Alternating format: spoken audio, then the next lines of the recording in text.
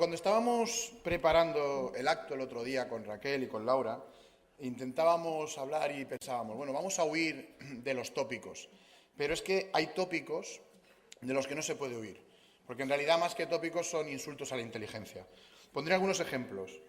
Que el 19% de las compañeras asalariadas están con contrato temporal, que el 21% de nuestras compañeras viven con un contrato de jornada solo parcial, que solo uno de cada 3 directivos de este país és mujer.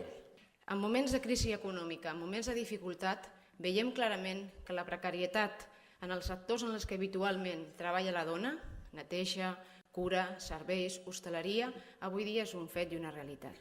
I aquí és on la vostra lluita, la lluita de les dones sindicades, esdevé cabdal.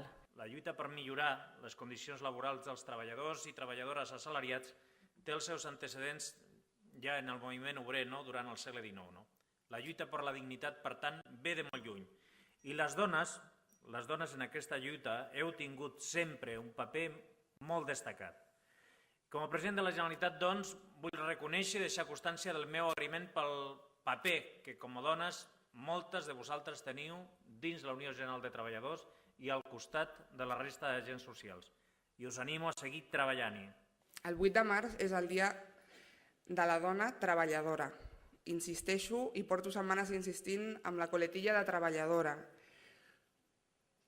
perquè sembla que en alguns casos cau del programa, perquè en aquest cas crec que té més sentit que nosaltres reivindiquem aquesta part de treballadora i perquè la majoria dels condicionants que patim les dones es reprodueixen amb el mercat de treball i és la part que condiciona més també el desenvolupament de les nostres vides.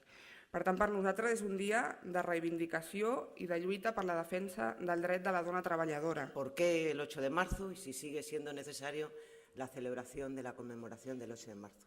Y claro, yo estoy ya tan hasta las narices de oír esta pregunta que el otro día un medio de comunicación afortunadamente no me lo recogió y le dije, bueno, ¿y por qué no vamos a celebrar el 8 de marzo? ¿Por qué no?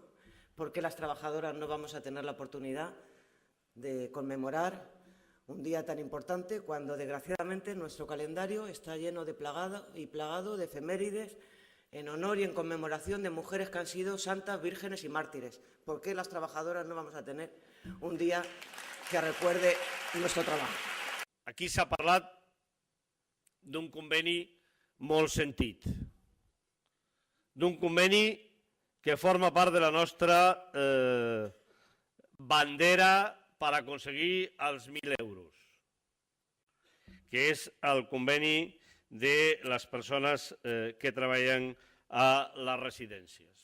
Jo avui tampoc no voldria perdre l'ocasió de tenir també un record d'un altre col·lectiu, també de dones, que estan lluitant pel seu conveni col·lectiu, que són les dones de la neteja.